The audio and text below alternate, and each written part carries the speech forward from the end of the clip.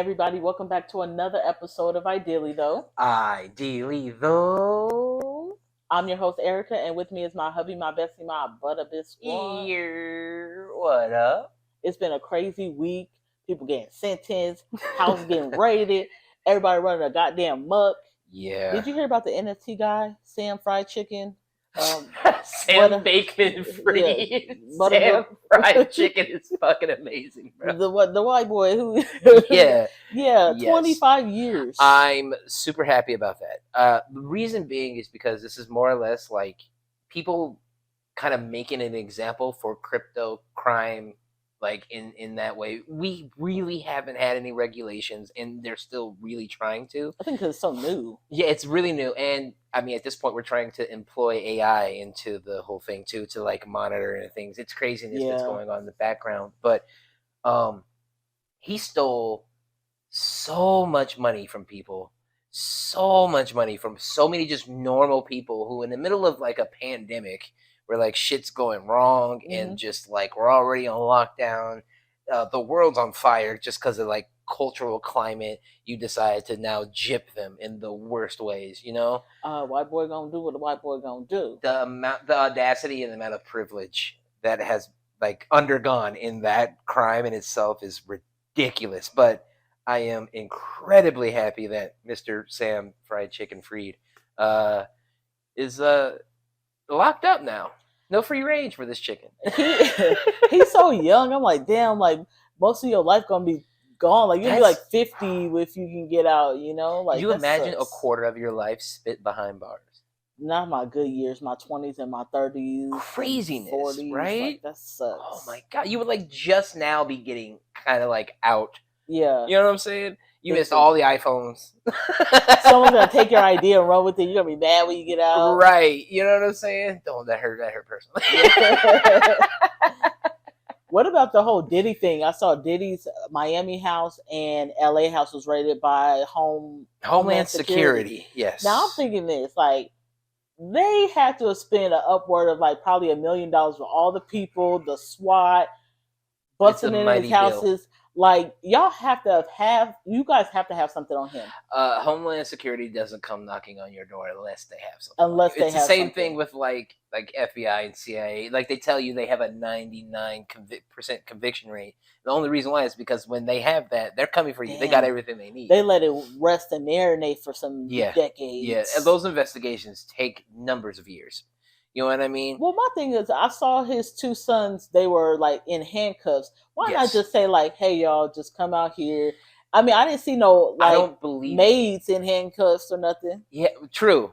Valid point. Valid point. I don't believe their names are even on the subpoena, or rather on the warrant itself. So it was kind of strange to see the children like in handcuffs, or not necessarily being detained or whatever, but like being held.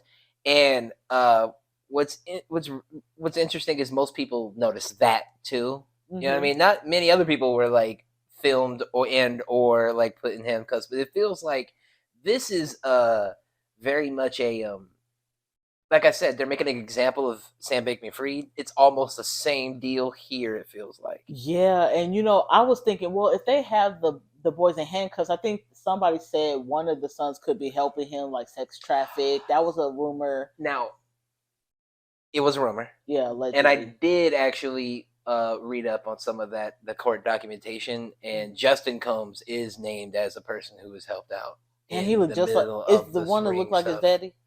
Yeah, I think it's the one that looked just like that nigga. Yeah. So, and from what you've told me, see, I'm not really into the whole, I guess, legacy too much, or the family side of the legacy of Diddy, but you understand that like I'll Be Sure's son, right? Yeah, I'm like, if anybody paid attention, like Quincy really ain't been around lately. Yeah, exactly. And Al B. Sure just made a post yesterday saying like the door's always open, come home, son.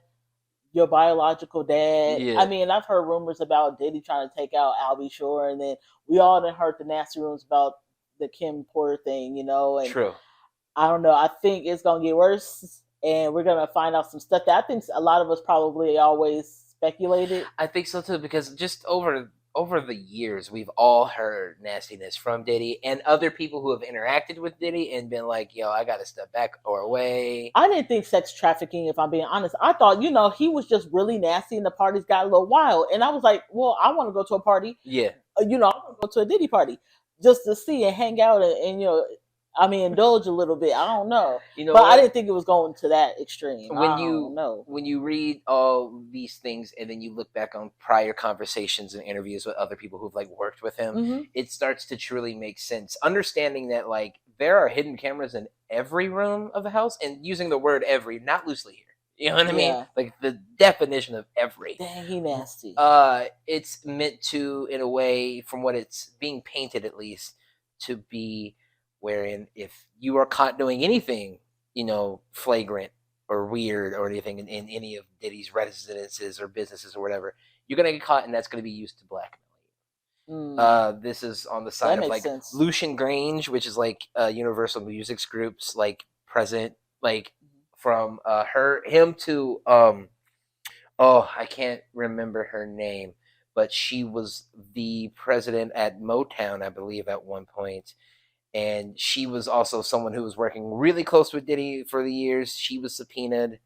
Forgive me for not remembering her name right now. But it's not looking good. You know what? L.A. Reid probably taught him all the tricks and the trades in the beginning. That's how he was able to blackmail a hell of people.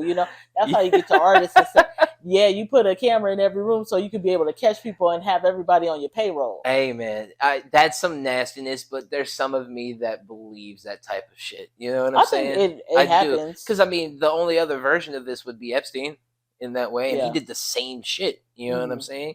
So that's a very scary, very nasty situation. Homeland doesn't come and knock it unless they know they got you. Well, he not under arrest, so what's going on? Like, the whole rumors about his jet and everything going to, I don't know what country they was talking about, but he was in Miami walking around, like kind of looking like, oh, fuck. But I have not heard that he's under arrest. So he's not under arrest yet. What do y'all really got? But, I guess we'll find out. Now, there's a lot of conspiracies behind things. And reading the docs on it, it's like what's really interesting is like it coincides. Most people think, or at least some people think, that it coincides with Diddy winning his court case. Okay. With it's like Diageo or some shit, some liquor kind of company, like Bill Cosby shit. Yeah, where with like Bill Cosby and versus NBC. Viacom. Okay. Viacom, yes, Viacom? Yes, because they own NBC and all. Okay, that. Yeah, so it could be that. The owners of Ciroc and him winning that fight. But now he's not like the CEO of like, was it Revolt? Yeah, but I heard they subpoenaed them or any company related to him yesterday. So yeah, he sold off his company shares in Revolt, and it's still black owned. But it says unknown. Is anonymous. Yes. What if it's one of his sons? You could just keep it in the family. Unknown. Who is it? Yeah, it could be. Who knows? I don't know. I have ideas, but I'm not sure. Have you seen 50 Cent? He couldn't wait to talk about Brother Love. Oh man, yeah, he's been posting a lot of things that like, he's a real proponent for like the past interviews and stuff. He's posting a lot of those. From him finding out that his baby mama was one of the sex workers listed in the he just posted and he like, he taking her to court so he can get full custody of his son. Yeah, you little sex worker. Yeah. That's what he said. I was like, you're petty, and I'm here for it. Like, I don't never want to get in the beef with 50 Cent. Oh, no, he's never going to let his foot off your neck at all. At all. I just want to be on his, I'm your friend, 50. I'm your friend. But the problem I have with Homeland, FBI, anybody coming to your house, you going into this house, and yes, there was like, honestly, paperwork everywhere. There was paperwork in the baby's room, his new baby. Like, why you got paper all over the place? But why do y'all tear people's houses up? Do y'all really have to do that? No. Ain't no way. Search and seizure means they could do all that. You ain't gonna find Diddy at the bottom of a damn sink or something like y'all ripping out old Walmart bags and shit. Come on now, it's too much. Humans will hide anything anywhere. Yeah, but damn, like y'all be destroying people's houses. Yeah. There's no need for all that. Yeah, I know. I get it, and it's like you'll feel different unless you're in that situation. it sucks when anything gets ransacked. I'm like, damn, this is my family home. Like, goddamn. If you're going to put hard drives in your sofa cushions or something like that, like the only reason why we have those types of search and seizures is because somebody hid something somewhere and they didn't find it until later. You know what I mean? Sure. I'll just be thinking like, don't be messing up y'all ain't got nobody to put stuff back. Like the cleanup crew. Like, come on now. We're the FBI's cleanup crew. It would seem like they don't care and they mad, like they're taking it personal and just throwing shit. I'll see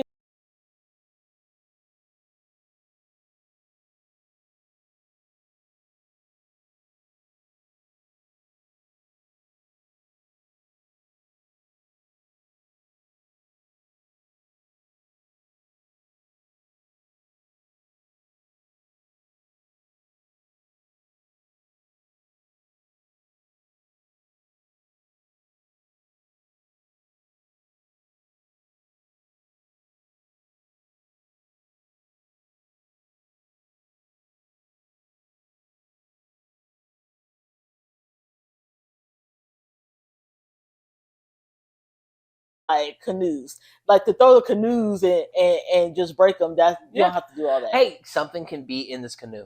It could be a fake canoe. It's some bullshit. I don't appreciate it. If you can haul out a car and put drugs in the trunk and shit, man, we gonna have to figure out how to outsmart you just as much as you work to try to outsmart us. The only thing I can say for Diddy, because of course all his stocks are plummeting, and if he can make it out of here, he gonna have to do some concerts. Like everybody else been doing some goddamn concerts. I don't think he's gonna be able to come back from this either way it goes. Oh yeah, no. This is one of those where he's gonna have to fade into obscurity. Yeah, he's have to do like going to have Homer to fade Simpson. into just Homer Simpson his way out. If he didn't do it. I don't know. That's if he didn't do it. We're all kind of leaning on the side of this looks a little nasty. You know what I'm saying? We all know. But that's if he didn't do it. He did it. There's no way you or your legacy comes back from this. Yeah, but that's karma, and true. What goes around comes around and goes around and again and again and again. What's interesting is the raid was held on the 27th anniversary of Life After Death. Man, I hate this conspiracy theorist ass shit. Like 27 days, but on the 27th month of, on that weird. I'm just shit. Being for real. I don't think that got nothing to do with. Hey, look, you just said karma. Supernaturally, I'm just gonna give that. Hey, you know what I'm saying? Supernaturally, if you did something that Biggie did, that is amazing. But I think this shows that you can't do nothing, no matter if it was in 1962. Now that we have the Me Too movement and people are starting to speak up, your skeletons are coming up in closets one way or another. So yeah, it's interesting to see a lot of the people who shaped so many lives with culture, art, and media, and personality be absolute devils behind those walls. You know what I mean? We don't need them. We don't need them. Gross, man. I mean, speaking of artists, I am so flabbergasted that every week this month, everybody's been announcing their damn concerts. Oh, really? It's actually annoying. So we had, and I wrote down a few. Of course, Bruno Mars is on tour, but we got Chris Brown. Is that because of his debt? Probably, and he better work off at the hotel. Chris Brown, Lovers and Friends, Meg Thee Stallion, Janae Aiko, Tony Braxton. It's like why? And I'm just only naming a few. I think it's because of the fact that there's been such a drought in so many ways. Joe Budden went on a big rant a couple of weeks ago about like the music industry as a whole and how it's niggas aren't making any money. Like streaming isn't lucrative whatsoever. It's only lucrative to the DSPs and the record labels. It's not lucrative for the artist, right? So now I think people are starting to wisen up with like the power of AI and being able to just ship music out in certain ways. You know what I'm saying? And limiting human effort and shit like that. Artists are realizing, you know what? If I'm going to make music, and if I'm supposed to be this type of figurehead, I need to get my face out there, and I need to get the money that's on the road. Reason being is because that's what stays in your pocket. They always want to stay on the road, and it's pissing me off because it's like nobody got coins for this. Like back to base, like damn, what concert y'all going to? Because we gonna be in debt. Like the economy is already shit, and then y'all want to come on tour and have these $400 tickets because I need to be able to see you. So I need to kind of get close. And I blame the music industry, and y'all got your goddamn nerves. And I feel that Beyonce, her album or the Carter, Cowboy Carter came out today, and I can feel it in my chest that she about to announce another tour. We don't got the money for it. Like, stop it. She's going to announce another tour. Damn. But that's the way these artists get their money. Everything since the inception of, genuinely speaking, Napster, with like the Metallica thing and them suing them and all that stuff back in the day, has been a effort to stop piracy, or stop anything when it has to do with stealing that type of music. Pirates. However, at this point with DSPs, if you're not going to pay top dollar for somebody pushing play on my song, the only way now is to go direct to customer. Yeah, I mean, I understand it, but last year I feel like there wasn't as many concerts, or maybe I wasn't paying attention. No, it wasn't that many. Okay, it wasn't that because it's just like Usher, Bruno Mars, Beyonce, Megan. I'm like, geez, Louise's, and I just been to 2 concerts within a matter of just a couple months, and now I'm like, damn, like, there's a lot of concerts coming out. It took a lot of fighting in music last year to really come to the understanding that, like, hey, we can't rely on Spotify, we can't rely on Apple Music, we can't rely on all these other areas, because of the fact that they have all these percentages they need. You know what I mean? And that all these different weights when it comes to how many plays something has. There's more songs on Spotify with 0 plays than there are with like 1. Damn. And it's crazy. It's a crazy fact. Like, I mean, we have so many of these tools that allow music to be created without the need of the creator now, that if you go direct to your audience and build your core, you're gonna last. You're gonna be fine. Some of these newer acts that don't have a core, that've been like on the TikTok thing, and not gonna make it.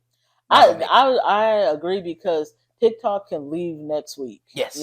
Then some of y'all ain't gonna know what to do. They're not gonna have the career based off of any of the stature when it comes to building your core. But the Meg Thee Stallions and all these people that you did mention have a core. Ben had the core. Yeah. Built it already. Now I can take it around. I can build a website and put my album on there and sell it for $10 directly. That type of shit. The Nipsey Hussle route is the way most artists should go in general. Yeah. So that's where I feel like it's gonna be headed. It's not nice now. It ain't playing nice. Yeah. Another thing I saw this week, which I thought was just crazy, was the whole Baltimore cargo ship that hit into the Baltimore bridge. Yeah. And then, that's one thing where this is like 1:30 in the morning when it hits, and there's construction workers and people getting, across, and then it's pitch black. I'm thinking, like, the current, like you told me earlier this week, you're like, that current is really strong. I'm like, damn, like, where's this, is there survivors? And then there's that hazardous material on the boat now that we have to worry about. I'm like, what is going on? So it lost power. What else did you find out about it? So the Maersk ship, owned by the shipping company Maersk, they've already understood that this ship in itself has had problems before. I believe it was in 2017, 16, 17, where it happened in Europe. That same boat lost power in the same situation and crashed into a port, into some like concrete, like blockades. Okay. And basically like fucked the whole port up. But, to understand that it's like, it feels almost like the Boeing thing, in a way where that like the quality of the ship is bad, and you're not taking the right time to like, hey, we're gonna like ground this ship, put another one out there, and fix this guy and update it and take it and inspect it or whatever. Now it's had just issues over that whole time, apparently. Oh, and then they still allowed it to carry materials. And you know what? Like we say, budget cuts, and last year we had a lot of stuff with like just getting stuff over in boats last year. It was the really shipping issue. Yeah. So people are like, you know what, I have a boat, and it don't work that well, but it's also carrying some extra loads for us. So that's how I think people look at it. It's super scary to think about. Hey, everything's run. Like we take a lot of this shit for granted, but everything is run by a human, and there is a such thing as human error. Yeah. And humans get lazy, and humans get they procrastinate, you know, and that's scary when you have a job that's like you're needed, you're critical in that way. Absolutely. Like I can't have doors coming off of the planes if it's in midair. You know what I'm saying? It's critical that people need to get from A to B safely. Yeah. And when you are taking shortcuts, like we've obviously seen so many of these companies do over the years, it's mind-boggling. You're a stupid CEO that goes and takes this untested submarine down to the Titanic, and you killed multiple people. You did this. You know what I'm saying? And not only that, but you knew that also that this ship was losing power, and it's already been in a wreck, and it's already had an issue, but you allowed this to be prominent in your fleet, and now a bridge is gone. Lives are gone. Yeah, and I'm suing. And it's just so irritating to me. And what else irritates me about this entire situation, to be honest, is the fact that the mayor is getting asked questions. If you don't know, the mayor is black, and he's young. He looks like he's Baltimore. Decent. You know what I mean? I mean, for real, it's predominant. But still, and yet, they called it a DAI. He was a DEI, mayor, which is diversity, equity, and inclusion, right? No. I hate that we won't give this man credit when who we really should be focusing on is the shitty newscaster. It was like, how much time and how much money is this going to cost to fix?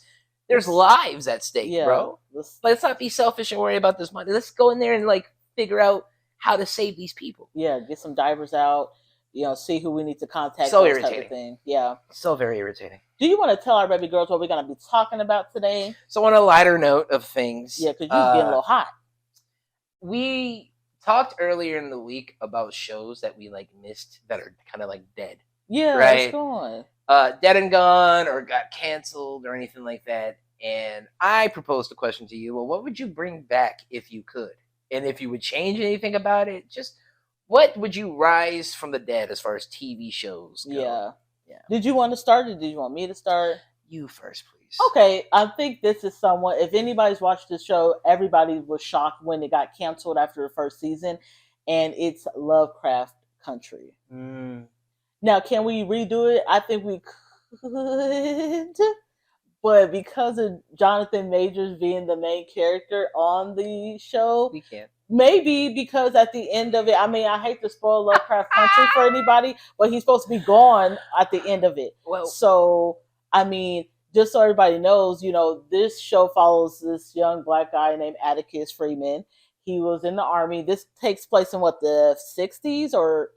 Just say it 40s or something. 50s, 60s, something. Yeah, I thought it was World War I or II. It's 50s. Okay. But he's coming back from war because he finds out that his dad is missing. And he doesn't have a good relationship with his dad. His dad is played by Michael Kenneth Williams. Kenneth Williams, the one who played on The Wire that, he had that overdose. Yeah.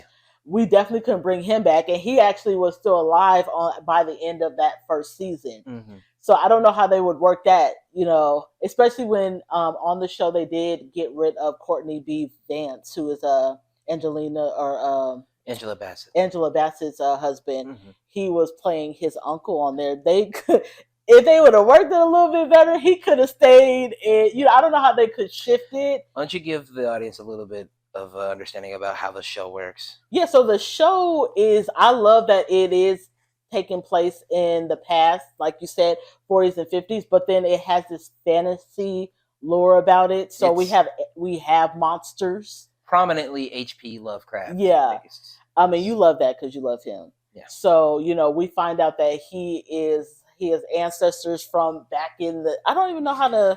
who's his ancestor supposed to be? Because it seems like his ancestry is kind of intertwined with the Caucasians. Yes, and he's intertwined. It's a mixture between it's slavery. It's colonization. Yeah, I guess so. I mean, you're gonna have to call the spade a spade, right? But then you got the lure of the monsters with it, yeah, you know? And that just comes with the occult side of things. Yeah, with them trying to the have families dealing with occult and yeah, building to an immortality. Most of the time in a lot of H.P. Lovecraft stories, it's all about like immortality or the gods or elder gods. Yeah, trying to find a way to like never die, you know. Trying to beat that. So that was a lot of spells and trying to. It gave a little bit of what is that Nicolas Cage movie? National Treasure? Kind of like that mixed with. It does give a little National Treasure mixed with a little Goonies to me. I know I'm not really explaining the show. That's hilarious. I love it. But you follow him. He's trying to find his dad. And then he's learning more about the history of his family. So he goes on a road trip with his uncle, who's played by Courtney B. Vance, and then also Letitia, which is his like childhood best friend, who's played by Journey Smollett. How do I say the last name? Smollett? Something like that. Yeah. So they're on the road trip. They have to not only deal with racist cops and sundowning. They now figure out that there are monsters trying to kill them, and there's this whole like a cult after them and just trying to survive. And I thought the show was amazing, and it does leave at the end space where it's supposed to time jump because there's time travel also involved in it. So there leaves space for them to time jump and for them to still save the day. So, I mean, even if they left Jonathan Majors out of it, I think we could still make a good story with Journey. We could bring back Courtney B. Vance as like a flashback. I don't know if they would have to replace the dad though, because of course, Michael's gone. You can always unwrite or write out a character. But yeah, maybe he got drunk and died, and it is a time jump, so you know maybe he's not alive over anymore. Time. So I love the story because I thought, are we getting the kind of like just a racist kind of Emmett Till vibe? Because they do bring back a lot of historic things in the show. But then when the monster lore came around, I was like, oh, I'm interested because you don't get that, and I never read Lovecraft. So I was like, I didn't know he had a mind like that to think fantasy monsters and intertwine. I wouldn't even call it fantasy. I think it's more that's more horror. I guess so. It's definitely horror. It's cosmic horror. Yeah, that's a good way of putting it. Cosmic horror. Because you talk about astronomy and all that. The gods and all these other things and ethereal type of stuff. He's definitely more of the cosmic horror type, and it definitely embodies that. Yeah, absolutely. I think the problem with HBO is that they love canceling great black shows. I mean, Issa Rae knows. She had 2 of her shows canceled by HBO, and I'm like, I'm done going over there. I'll be done going over there if I was a black creator, because they love canceling shows that could give 3-4 more seasons. So I've seen where they have petitioned and shows have came back, like The Game. This one won't be one of those. Yeah, and if we didn't have the issue with Jonathan Majors, I could have seen if people petitioned it coming back and having a new story, a fresh story. It would have been in another timeline.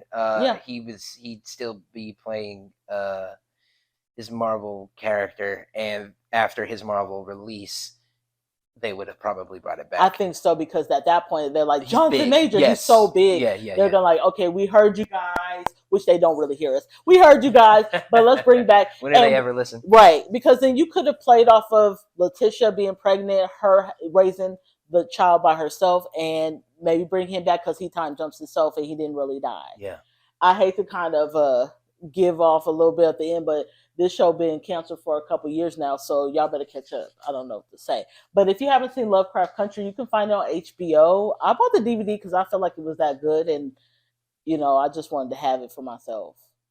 Yeah, you're a collector. Yeah, it's kind of your thing. Yeah. What would be your show that you would bring back? So this one is very much a show that I watch maybe once a year. In all honesty, like, knowing me, I don't really do reruns very much. Gotcha. I'm a reward. This is something I do maybe once a year, or if not every year in a few months. I do actually sit down and watch it, and it's Mind Hunters, not the movie with LL Cool J. I love that too. You know, was it Christian Slater, whoever the fuck it was? I don't remember. But not, they were both on there. That, but it's the Mind Hunters Netflix series. A lot of people say they wish that had come back, and I think if they push it a little bit more, they could bring it back. It was definitely greenlit for a third season, but then it got stopped. I can't remember the reason as to why. But Mind Hunters is a show that's very cerebral, makes you think. It's very based in psychology, and it is the history of serial killer profiling for the FBI. Yeah. And how that actually, that system and the way that actual department, behavioral science in that way. How it started. How it flourished. And it takes place 70s. You know, we're thinking in, and if you're thinking about it around those times, this is very, was it the Satanic Panic, era? Absolutely. Very much occults, very much serial killers, making their moves and trying to be celebrities. And they're like, we need to know the mind of the serial killer because they're coming up rapidly, right? Yes. And we're following a couple of detectives. It's Detective Tinch, I believe, Tinch, and Holden. Mm-hmm. Holden is the very eccentric, weird. He's the character that, as the viewer, we kind of latch on to him because we're new. Yeah, we're new, and he's fresh. He's a rookie to the force as well. But with that, his experience in psychology has allowed him to really bend the lines on how he sees human behavior, mm-hmm. patterns in people, observations and things, and using that to create profiles on serial killers. Now, the interesting thing about the show is that they went very far and beyond with how they took the casting and things, because they casted Ed Kemper. That looked just like him. The guy that just fucking like Ed Kemper. It's crazy. Yes. What's the name? Manson. Looked just like him. It's the same guy who played in the actual films Helter Skelter. Wow. So they got him for this. That's the dedication it takes. The little attention to detail. You know what kind of gets me? Mind Hunters reminds me of a combination of True Detective and American Horror Story. Yes. And I say that because American Horror Story takes actual facts and things that have happened, and makes it scary. But then True Detectives, you always following these cops and the cops are neurotic in a way. They have deep personality, mm-hmm. and that's what I like, because on most cop shows, propaganda time. Propaganda. Most cop shows really have this romanticism about them. You know what I mean? Where they're these figures that, generally speaking, don't really have any flaws. No real character flaws to those shows. You think of Law and Order and things like that. There's not a lot of character flaw in that. I always feel like these detectives be drunk and CSI and things of that nature. Yeah. They don't really have the character flaws. These detectives in Mind Hunters and these FBI agents, they really have personality. They have problems. They have bits and pieces that anchor them in reality, and you could see in so many different ways where their outside relationships and their employer relationships, it's all really combining into this huge amalgamation of why the FBI could never get their shit together. Yeah. It's so interesting to see why, because you go through the first season and we're dealing with the BTK killer. Mm-hmm. Right? If you have not watched, there is a unlabeled person throughout the entire season who is just known as the maintenance man, or whatever, or whatever the fuck. But that is the BTK killer, and over time we were supposed to watch them try to catch him. That was the story over time. Now, Holden, his personality, he's very neurotic. He's aloof in a lot of ways. He dives too deep. And he's getting lost in it. He gets lost in the sauce. He begins to allow a lot more of these serial killers that they interview, because that's how they build these profiles. Mm-hmm. They allow these serial killers. He allowed these serial killers, like these mentalities, to seep within him.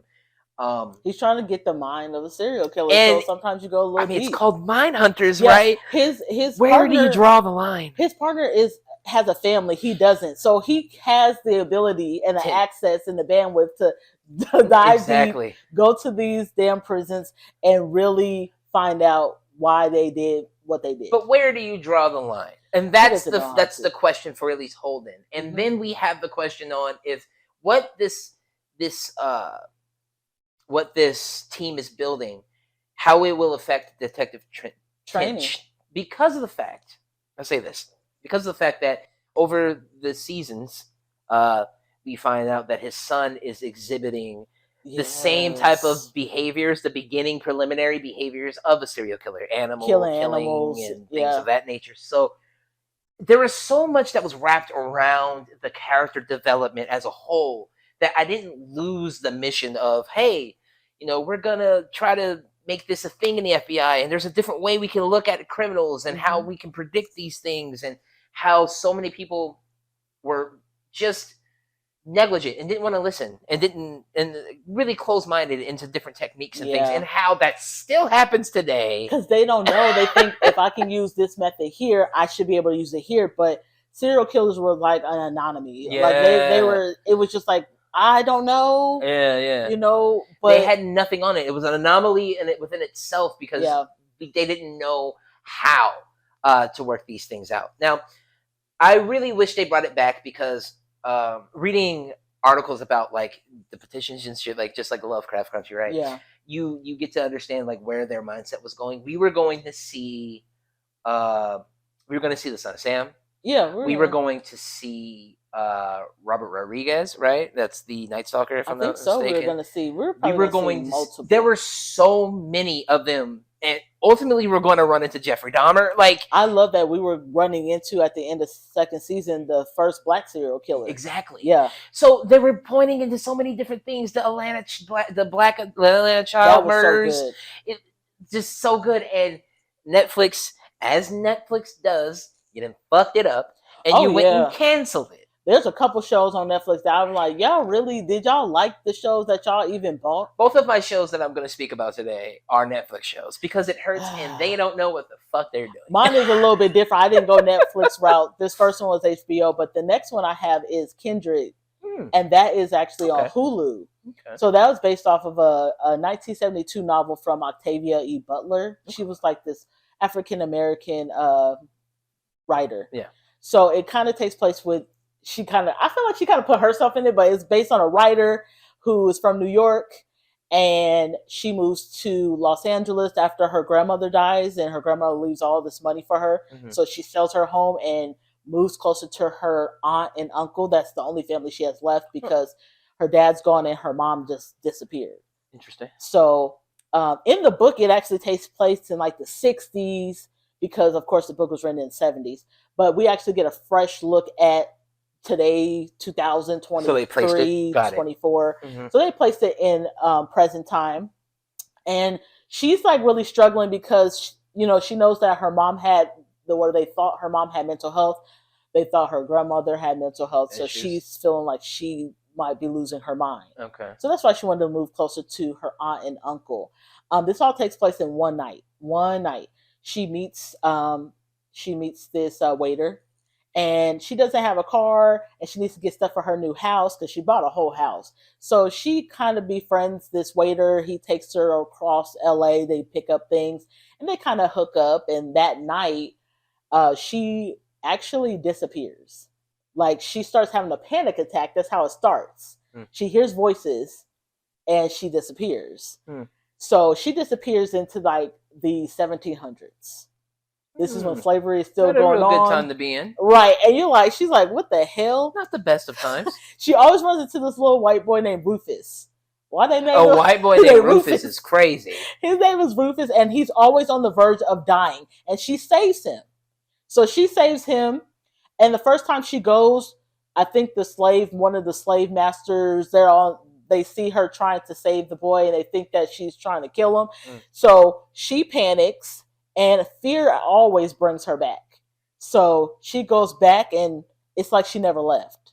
The guy who she's with, he sees her disappear. It's like a glitch. She like glitches and then disappears, and it's in a span of just, you only been gone for like 2 minutes. But in that time, when she goes back, it's like a week or a couple days or a couple hours. So throughout the series, she's going back in time every time Rufus has a near-death experience. And actually, he is like her great-great-great-grandfather. Because, so wait, this is the grandfather paradox thing? Like the time travel grandfather paradox? And she got to save his life, because then if she doesn't... Yeah, she doesn't exist, and she can't go back and save him. And that's just the movement itself. Okay. But she also finds her mom, who's been missing. Because her mom actually gets in a car accident, but they never find the body. Come to find out, the mom actually, same thing, panics. Yeah. Interesting. And gets stuck. Panic attacks can put you back in time. And gets stuck. And she actually at one point brings the guy friend with her, and they're out there for months, and he has to pretend like he's her slave owner, and they spend time on the plantation, and he's like freaking out. Like, she's all calm, cool, collected, being a slave, and he's like, I am not comfortable. I want to go back. And I feel like most white people would feel like that. Well, he's a good one, right? Because he's like, I don't want to be a slave owner, right? He's a good one. Yeah, he's like, I don't want to be a slave owner. But, at the end, she ends up going back without him, because you have to hold on to her to go back. And they separate, and she goes back, and she's like, fuck. She knows how longer she stays in the present, the longer he's out there by himself. So it's supposed to leave off where she's supposed to go back. Her aunt actually comes, and she believes her. It's this whole thing about the neighbors thinking that she's getting abused by the guy, because they're coming back screaming, and thinking she's getting murdered by the friend. Right. But she's supposed to go back, and it's been years. So if I was him, I'd be like, bitch, where the fuck have you been? But we're supposed to get a season 2, but this is right at the end of the pandemic, and also with the whole SAG-AFTRA thing. So unfortunately, we didn't get a season 2, and I think we could have done really well with finishing the book. Interesting. Yeah. That's interesting. What's the last little show you have? All right. This one, I feel like everybody who's ever watched it is going to 1000% agree with me. But I don't think that Marvel's The Punisher on Netflix got its just due. I don't believe that Disney knows what they're doing with the Marvel brand as a whole. Okay. And that was like one of their first domino falls or knockdowns as to why they've lost so much money over the last few years. Are we not getting Punisher? So we don't. So The Punisher only had season 1 and season 2. We were supposed to get upwards of 5 on Netflix. Wow. Yes. But it got canceled. Reason being is because of the whole merger. Yeah. And things like. And Disney is a very prim and proper. Got to save face and smile. Yeah, kids, family oriented type of brand. Well, if you ever watched The Punisher, he beat the shit out of a guy with a barbell. And that damn show's so good. We get Shane from The Walking Dead. What's his name? Jonathan Burst something. John Bernthal. Yeah, Jonathan Bernthal. I love his podcast. He's got a good pod. Yeah. Good pod. But he's the only person I feel like that can embody the Punisher. Like, there was the old movie that came out back in the, I guess, early 2000s or whatever the fuck. That was, right? Yeah, I've seen it. Cool. It was decent. But there was nothing that gave the visceral aspect of the Punisher like that version did. When Marvel had it, put it on Netflix, and was like, hey, we're going to go rated R with this. Like, if you didn't learn from Deadpool that rated R superhero things works. They work. And that's exactly what we need, because that's like what we see in the comic books. Just like The Boys. Yeah, exactly. If it was PG-13, I wouldn't even take a look at it, if I'm being honest. Exactly. That's the point. Mm-hmm. So with Disney, doing its like rearranging of things back then, it's what ultimately led to the ending of The Punisher. And that show in itself, it sent waves. It definitely sent waves because it's always been a demand. Now, granted, I can kind of give this one like it's kind of back because the Punisher and the Daredevil are going to have a combined series soon on Disney. However, it's still not fully a Punisher show. Like the Flash got his show. He did get a show, and multiple seasons of that. It's also got canceled. I believe it's getting revamped too. Like Disney doesn't understand what they're doing with a lot of their IP. The shit they make, like the shit Disney makes, the mouse with the ears and shit, that shit, great. They got it down. But when it comes to stuff that you own, like, Star Wars, you shit on it. Marvel, you do the worst with it. Like, you gotta stop. You know what thing I love about Punisher is, and even when you think about Deadpool, is that it gives a little bit more of a realistic feel, because the Marvel movies, some people get into it, some people don't, because they're like, oh, superheroes that fly and all this stuff and unrealistic things. But Punisher's like, this is a man out for revenge. Yeah, and it's like Batman works. He's really being ass, and this is how it would be if I really fuck somebody up. He gets the shit kicked out of him. Yeah, and he's still like, I don't know. I do have a deep love for characters who are completely broken and like they got their ass burn down the world, type of deal. There is the scene in this first season wherein he pumps himself full of adrenaline, and after being tied to a chair and just beat the fuck on, and it's so good. I want the Punisher back. I hope that as Disney is going through its like functional changes as of late, that they started seeing and realizing, like, look at the real true stats, not the internet. Look at the real stats, like how your bottom line is being affected, and then go see what the internet is saying as to why your bottom line is being affected. Because, like, if you're going to shit on these types of creations and not give them the proper just due, quality always slips. First, you don't need to keep buying them. Don't stop. Let Marvel be Marvel. I think Disney has this weird God complex, so it's like, we need to buy up everything because we're Disney, and it's like, either you're gonna get it and you're gonna do right by it, or leave it the fuck alone. Yeah, that's fair. But The Punisher Netflix series, if you haven't watched it, watch it. That shit is fucking amazing and bloody and great. I love it. Yeah. And that's my last one. Can you still catch it? Can you still catch it on Netflix or what? I believe it's on Netflix, but I also believe it is on Disney Plus. Now I can't with the rated R. And I can't be quoted on that for sure, but it's there. It's on one of those platforms for sure. Yeah. Well, is there any last words of wisdom you want to give to the baby girls? Because, it was nice, like, I hope people watch the shows or they agree with. Write your local congressman and tell them to bring back mine hunters. I saw a poll online and people were saying mine hunters. So we all feel the same way. It needs to happen. And same thing with Lovecraft Country when it first got canceled. I think everybody was like, it was serious. What? That was a serious love for that show. Yeah, I think people were like, okay, I don't get it. Why? Because it did so well. Yeah. Doesn't make sense. Well, remember, you guys, we do drop our audio every Friday on all streaming platforms, wherever you listen to your pods. And on Sundays, we do drop the visual on YouTube at Ideally Though Pod. Yep. Like, subscribe, hit the bell button. Share that shit. And we're going to catch you guys next week. Bye. Yeah.